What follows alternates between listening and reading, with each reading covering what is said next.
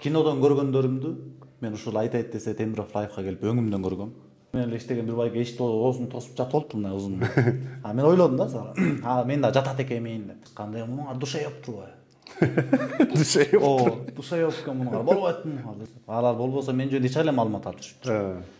Өзүңөрдүн жалдамаңар бар, ошолорго бар. Ошолор силерге жетет деп. Биз дежурныйлар. Биз жалданбайбыз. Койду байлагандай эле жатып калдыгар. Койду байлагандай эле жатып калдык.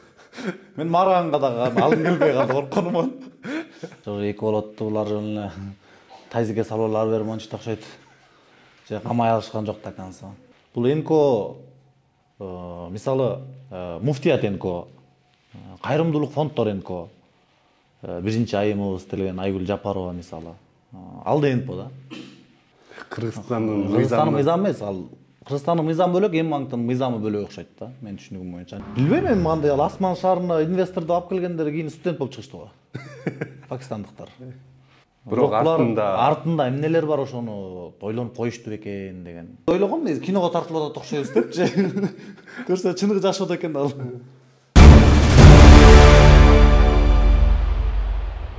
Ассаламу алейкум, урматтуу көрүүчүлөр. Айтайт десе командасынын жана Темиров Лайф командасынын башынан өткөргөнүн Азай Ишенбековдон өз оозунан угуп көрө эледик. Ассаламу алейкум. Алейкум ассалам. Айтайт деседе жана Темиров Лайфта жүргөнүңө көп болду. Мен жакында эле келдим. Көп кызыкты башыман өткөргөн жокмун да. Анан эмне кызыктар болду эле мага чейин? Ошо ырларымды элге мындай угузуп, эл алдына чыкканды каалап жүрчүмүн. Баягы жаштын тилегин берет демекчи, ушул айтайт десе Темиров Лайф менен жолугуп сүйлөшүп калып, элдин үнү болгум келип ушул жакка иштеп калгам. Мен эсимде сиздин бир ырыңыз менен Фейсбуктан мода болуп кеткенсе. Анда деген Сооронбай Шариповдун убагы болуш керек, Ошол ырлар менен болгон. Анткени ошол ырларды биякта иштеп жүргөндөр угуп, билип, анан бул бала деген мындай бирөөсү, бул мындай аябай тили так бала экен, бир нерсени мындай тамаша күлкү чыңга аралаштырып айтат экен. Ушул баланы бир жумушка алалы десе, экинчиси чыкканда мунуңар душайып турбайбы? Душайып экен мунуңар болбойтму? Десе жок дейшип, анан ошентип. Мен буга чейин мен Москвада жүргөндө 7 каналдын журналистимин деп мага чалып жүрчү. Ушундай Кыргызстанга келип иштебейсизби? Журналист болуңуз. Жаңы жылга аз калган ошол убакта, анан келип ошол интервью бериңиз. Анан дальше бияктан иштеп кетебиз. Мен ал убакта 7 канал, эмне канал? Бул Темиров Лайф айтайт десем вообще тааныбайм мен ал убакта. Анан эми 7 канал деле кимдин каналы, эмне канал? Саясат деге бир саясатчыга мындай ишим да жок болчу да, саясат жөнүндө. Анан ошондон Кыргызстанга келдим. Келгенде ошол 7 каналдын журналисти чалды. Ушундай эмне болдуңуз, Кыргызстанга келиптир. Алар болбосо мен жөнүндө эч айлы маалымат алып жүрүптүр. Анан мен жаңы эле келдим, эми бир жум ойлоноюн деп ошентип калдым. Ошентип калганда эле ошол 7 каналдын журналисти мага чалгандан кийин 2 күндөн кийин бул жактан ошо бир байке чалып калды. Кыргызстанга келген турбайсыңбы, жолугалы сунуштар бар. Макулдуу анан келип жолуктук. Жолугуп эле баягы айтайт десе каналы. Эмне канал экенин да билбейсиз. Билбейм, түшүнүк жок. Келип эле жанагы киного попал болуп калдыңыз. Келсем эле менин нарындык жердешим Болот Назаров. Ошол шакт иштеп атыптыр. Тааныйм. Анан келип, сиз биякта иштейсизби?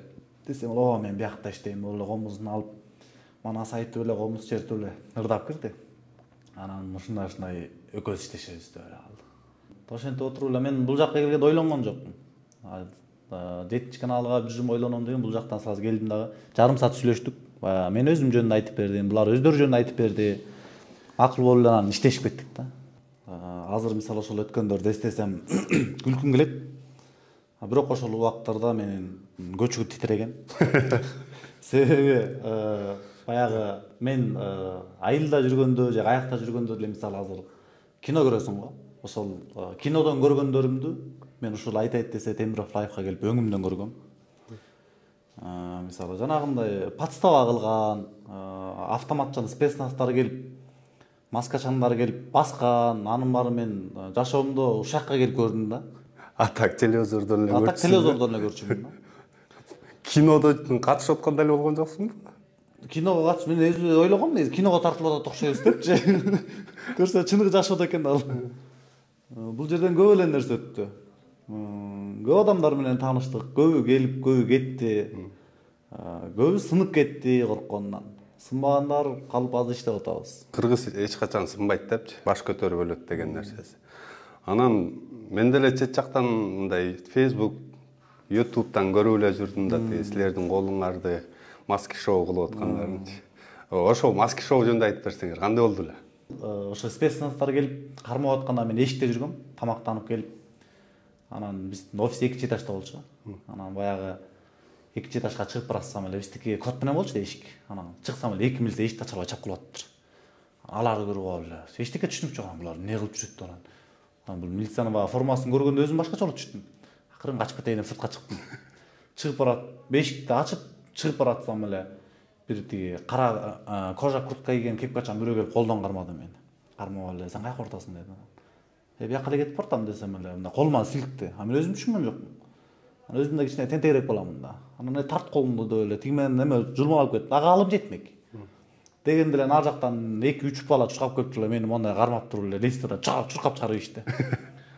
Барып эле кирдим, кирсем эле бир автоматча маскачанын астынан чыгып туруп эле. Сен дагы айта десе Темиров лайфдасыңбы деди. Ооба десем, кир деди. Анан кирсем баары жатат болду. Анан кирсем ошо биз менен эле иштеген бир байке эшикти оозун тосуп жатып болуптур мындай узун. Мен ойлодум да, мен да жатат экенмин деп. Анан атты өттүм. Анан төр жагы ээн экен, бош экен. Ошол жакка барып эле мен ошол жакка жатат экенмин деп эле бардым. Барсам эле место издеппи? Ооба, место издеп атам, өзүм жаткангачы төрүрөөк деп атам да. Анан колумду толгоп туруп эле жанагы типтиги хамут менен байлап туруп мени бурчка тургузбойду. Артка каратып. Артка карап турам, улам бияк тарап коюм сөгүп коюшат. Нара кара деп. Эмне болгон эчтеке түшүнбөйм. Өлөт деген ушул экен деп атам. Аякка келип алгам мен. Мен бер жакта карап алып коркуп эле, оозума сөз келбейт, буту колум титиреп эле эчтеке түшүнгөн жокмун да. Карап турсаң эле келип тиги Болот Темировдун чөнтөгүнөн аш алып чыгып эле спецназдар келип автомат менен чаап эле мени да чаап, менин колумду жыгып туруп хамут менен байлап коюшту. Койду байлагандай эле жатып калдыңар. Койду байлагандай эле жатып калдык. Мен марганга да алым келбей калды коркконуман. Анан баягы эми кинодон көргөнсүң да баягы колго баягы кишен деп коет го темирден. А биз хамут менен байлап койот экен. Пластмассовый. Аны негизи биз өзү жанагындай машинелерди колдонобуз да. Ичиңен ойлоп коет элең, биз койду деген тиги жип мени пресс жип менен байлачу деген. Бияк современныйраак экен дедиң да. Ошондой эле отурдук, анан отурса эле бир маалда адвокаттар келип калды, журналисттер келип калды. Минтип башты чыгат, терезеден карасаң уже 400га жакын элдер кыйкырып калышыптыр. Ошолорду көрүп алып эле бер жакта мандраш болуп эмне болуп атат деп түшүнбөй эле Болот байкени алып кетишти. Алып кетишип эле андан кийин эмне болдук? Биз ызычуу эле жатып калдык. Мен дагы деле эчтекени түшүнбөй элем. Андан мурун туалетке баргым келип аткан кийин анысында онтуп калыптырмын. Андан кийин ошо барып эле эртеси ызычуу тияк бияк болуп элдер чогулуп жүрүп эле Болот байке чыкты. Ошо менен Болот байке менен сүйрөлүп жүрүп эле же камай алышкан жок. Акырынан Кыргызстандан чыгарып кутулушпадыбы? Кыргызстандын гражданин эмес деп чыгарып коюшту, ошентишпедиби? Алар айтса эле баары чын боло берет экен да. Алардын кылбаганы жок экен да. Эми бизде эме да, баягы эле мыйзам карапайым элге иштейт. Анан баягы бийлик приказ берсе, бийликтин приказын аткарып жүрө берет эмес эле. Болот байкени кетиришти. Андан кийин Берке Болоттун азаркы башташты. Ошо эки болотту булар эле тайзиге салып алып берип мончу окшойт. Же камай алышкан жок да экенсиң. Ошентип эле ошондой нерселер өттү. Мунун ичинде дагы айтылганы, эстен чыгып кеткени канча. Ошол азыр эми бул баштан өткөн нерсенин баары азыр эстесең мен күлкүм келет да. Баягы ошол кезде көчүктүн монткени жок азырчы. Убагында баягы корку сезимдер болгон, мандраш кармап эле, эчтекени түшүнбөй эле. Анан ошондон кийин анан түшүнүп баштадым. Подстава эмне? Аларды көрүп алып сак болуп калат экенсиң. Кыздар менен таанышмай жок, кыздар менен сүйлөшмөй жок. Баягы оюңдун баарына подстава деген нерсе сиңип калганда калып кеткен.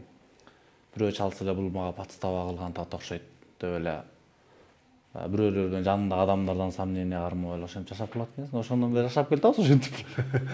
Анан бул азыр көбүнчө хейтерлар бар эмес беле? Хейтерлар деген YouTube каналдын же болбосо TikToктон силер эмпоштингсиңер, анан тиги бу деп ар кайсы менен жаза берет эмес. Ошого көз карашыңыз кандай? Мага көз караш болгондо жаза берет да. Баягы Бирок ошолор жазышканы жагат мага. Мен кайф алам болуп калдычы. Карап, сөгөт, сакалың асылат, минтет. Сени көчөдөн кармап минтип кетем дейт, тигинтип кетем дейт.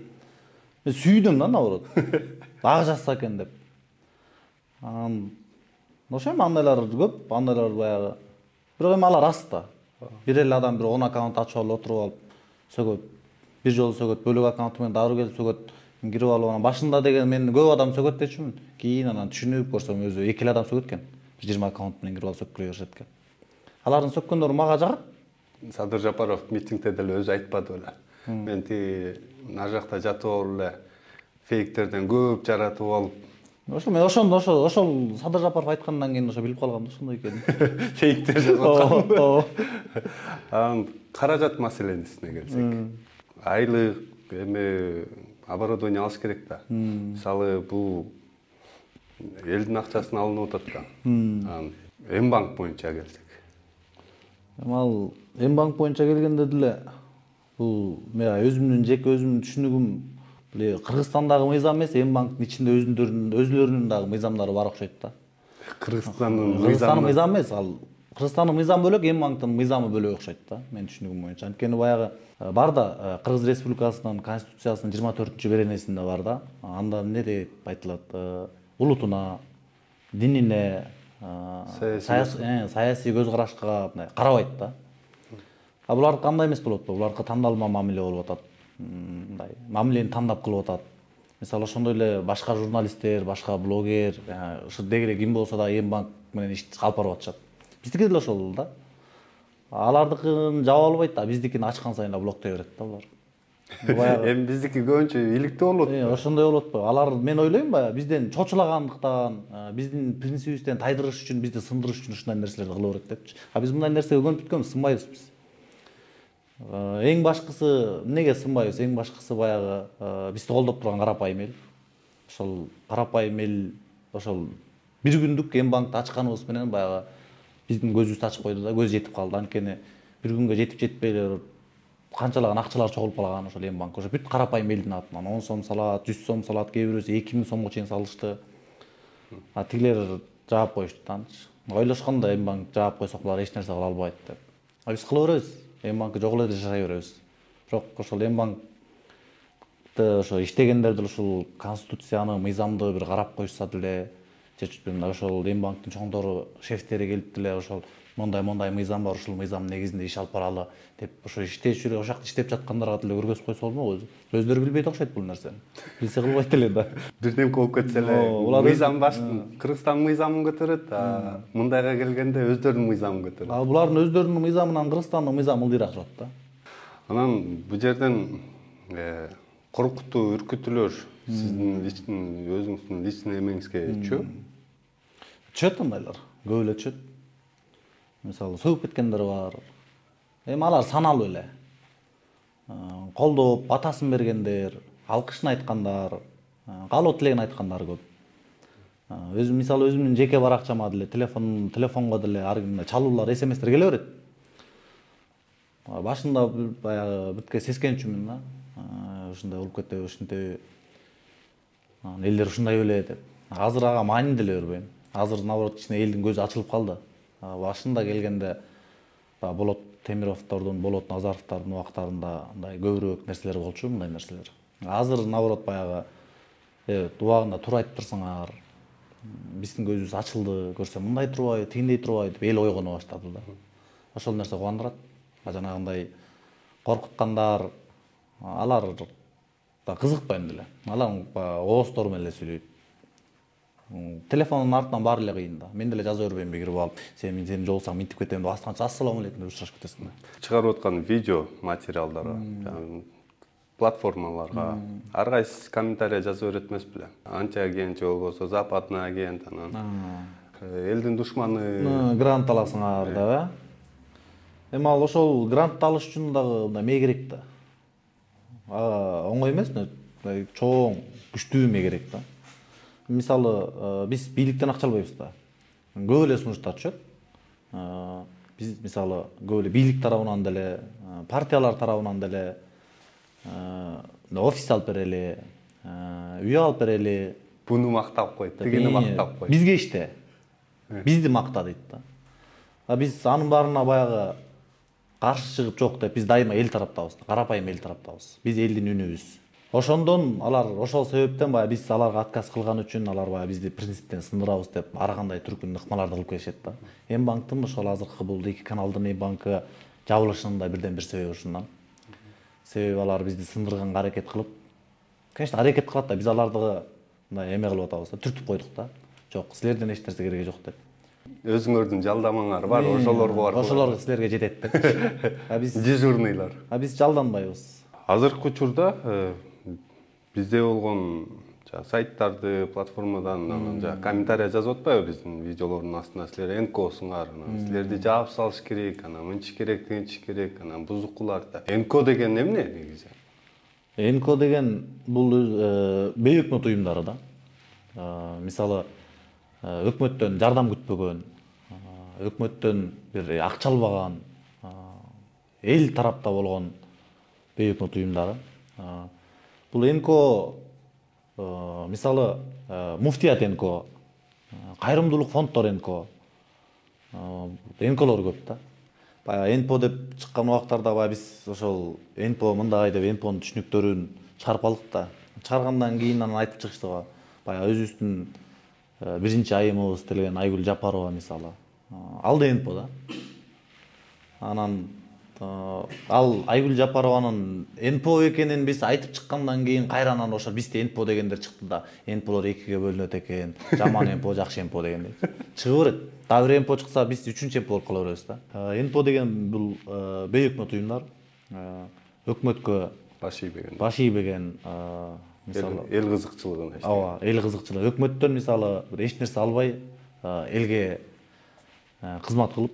Бул жерден муфтиятты деле бузуку десек болот экен да анда. Ооба. Ошондо Айгүл Жапарова дагы бузуку да. Бизге окшогон бузук экен. Баарыбыз бузукубуз биз. НКО мыйзамын азыр кабыл алганышат. Ошону жаап салса, бул Кыргызстан кайсы жолго өтүшөт, анан кайсы деңгээлине барат да? НКОну жоюп салса, Кыргызстанда боорукер адамдар калбай калат. Анткени кайрымдуулук фонддору жабылат, муфтият жабылат. Анан билбейм, жабылбайт деле го. Анткени бул мыйзамды толук кандуу ишке ашырыш үчүн мисалы өздөрүнөн башташ керек да. Биздин биринчи айымыздан башташ керек да, мындайча айтканда. Анан ал кишиге эркиндикти берип коюп, мисалы бизге келип унча албайт да. Ошондо мындай да, азыр мактанып ойлотпойбу бийликтер? Биз деген ал сырттан мына ак үйдү салганга киши таптык, муну таптык, анан асман шаарын салгантабыз дегенде ошондо бул мамлекет өз чөнтөгү менен салып калат экен баарын эле. Билбейм мен мындай ал асман шаарына инвесторду алып келгендер кийин студент болуп чыгышты го. Пакистандыктар. Анан ошондо эле Кыргызстандан асман шаар салып атышса кандай болуп калат? Билбейм, көз тиле жетпейт эч нерсеге. Алар алдаса эле деп калып кетебиз да биз. Ошондой адамбыз. НКОнун жабыш срочно керек экен да. Жабыш керек, бузукуларды баарын жоготуш керек. Ошондон анан Кыргызстанда жанагы мисалы жетим балдар, ошолор мисалы мен 6-7 жашымдан баштап, мисалы мен баягы атам жок деп арабтардан мисалы ай сайын акча алчумун. Бул да болсо кайрымдуулук фонду да. Мага окуу курал берчү, жай келсе жайкы кийимдерди берчү, кыш келсе кышкы кийимдерди берчү. Бул мага менин жашоомо бул жеңилдик болгон да бул нерсе. Азыр кийин мен 18ге чыккычакты мен ошол жардамды алып жүрдүм. 18ге чыккандан кийин анан баягы мен өзүм иштеп, өзүм аракет кылып баштагандан кийин анан мен фамилиямды аты жөнүн чийип менин ордума бөлөк атасы жок баланы алып ошондой кылышкан да. Ал сыяктуу адамдар көп азыр. Балдар көп, жаш балдар.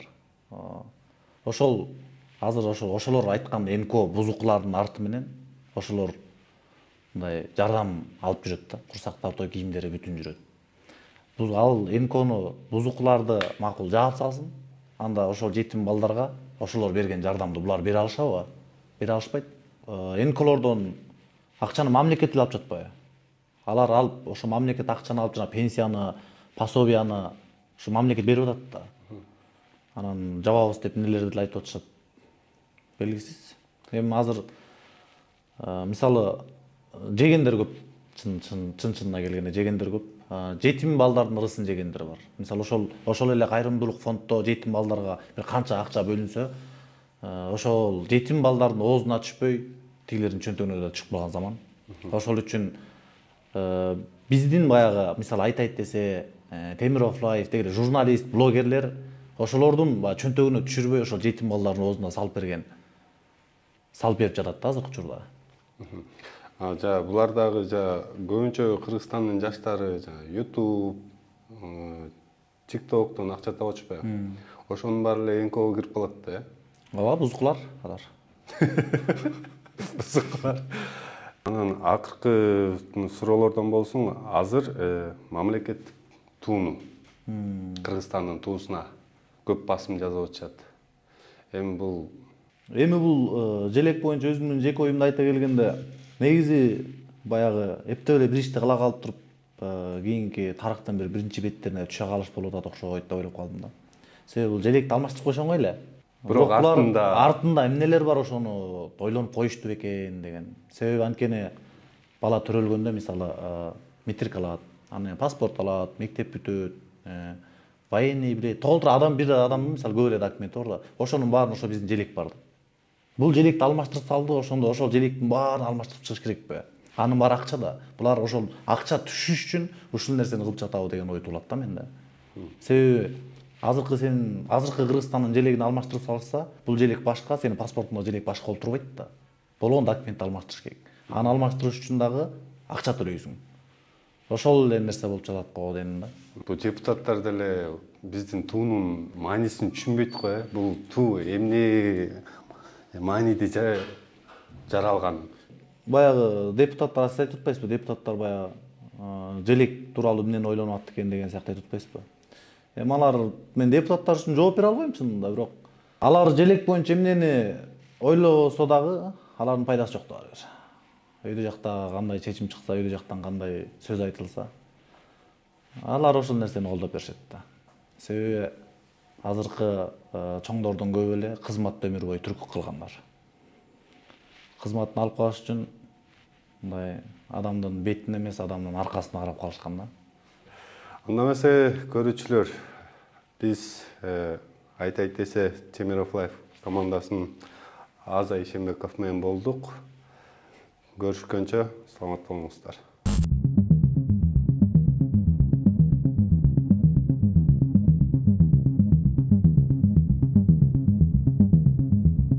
Сиздин 87 сомуңуз Кыргызстандагы коррупция менен күрөшүүгө кандай жардам берет? Анткени айтайт десе каналынын миссиясы Кыргызстандын элине кызмат кылуу, элдин үнү болуу.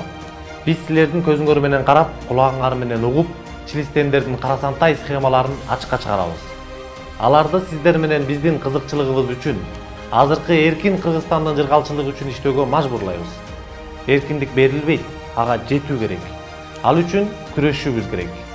Patreon жөнүндө толук инструкцияны видеонун алдындагы шилтемеден көрсөңүз болот.